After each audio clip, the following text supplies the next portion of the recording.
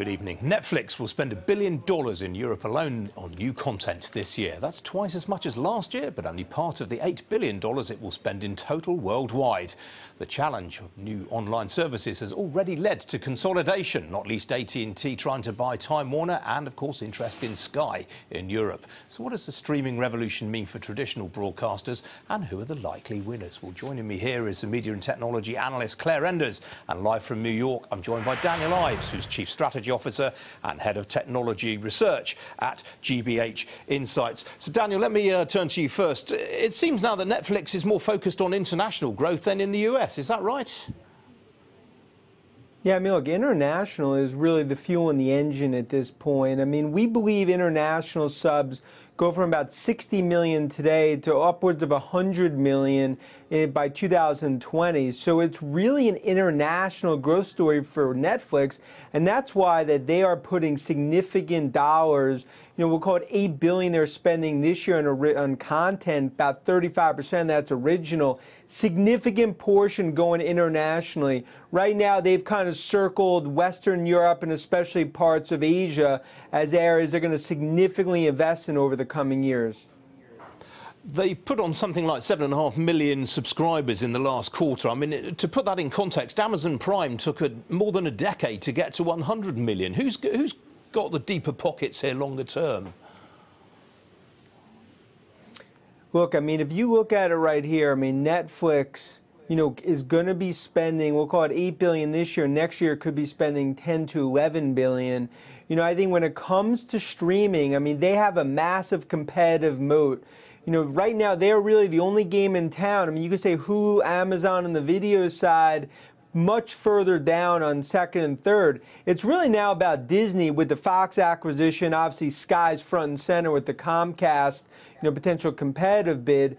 But it's really Disney in 2019 coming around the corner. Netflix realizes there's a window of opportunity here where they have to significantly spend and put an iron fortress around, not just domestically, but international, as that's really going to be a key, not just for them, but for the stock.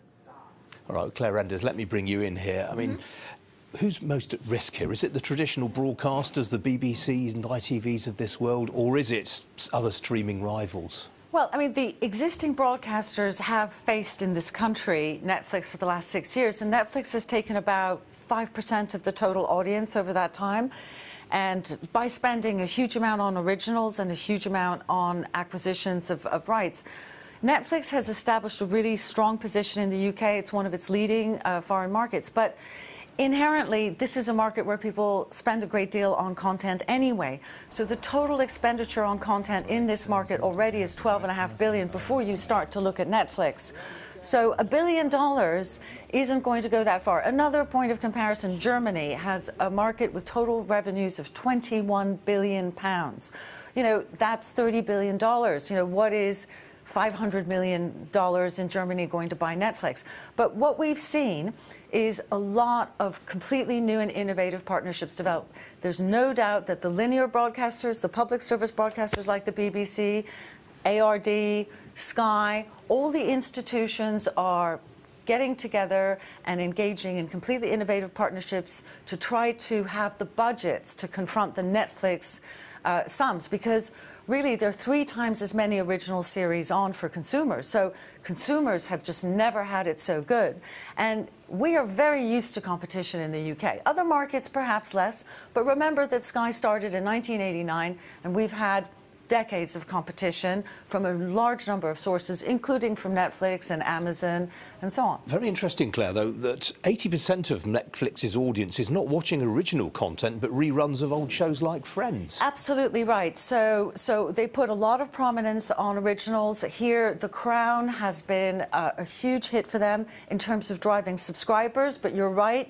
You know, when you look at the actual viewing insights that we get from Barb, you're looking at very, very small amounts of viewing for those originals, which if you compared with the BBC or ITV, they would be expecting 5 million, 6 million viewers if they spent as much as Netflix on a series. And so, we're looking at some very well-armed competition in Europe. And, I think what we're seeing is simply the evolution towards a less higher cost model for original material. Well, Daniel Ives, Netflix, of course, is still burning cash, lest we forget. What happens when investors start demanding a return?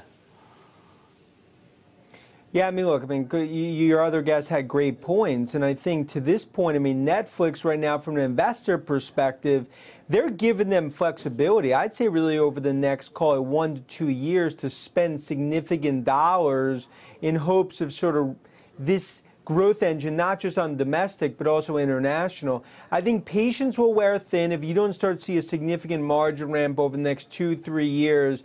But at least for now, it's all about sub growth, and it's all about the international expansion. Look at this past quarter. It was basically inline numbers in terms of revenue and EPS. They beat subs significantly, and stock makes an all-time high. So right now, investors are laser focused on sub growth and really focused on international. And right now, that Disney acquisition with Fox and Sky is probably one of the biggest question marks in terms of just how aggressive Disney gets, especially in the UK and internationally. All right, Daniel Ives in New York and Claire Enders here in London. Got to leave it there, I'm afraid. Thanks both for joining me.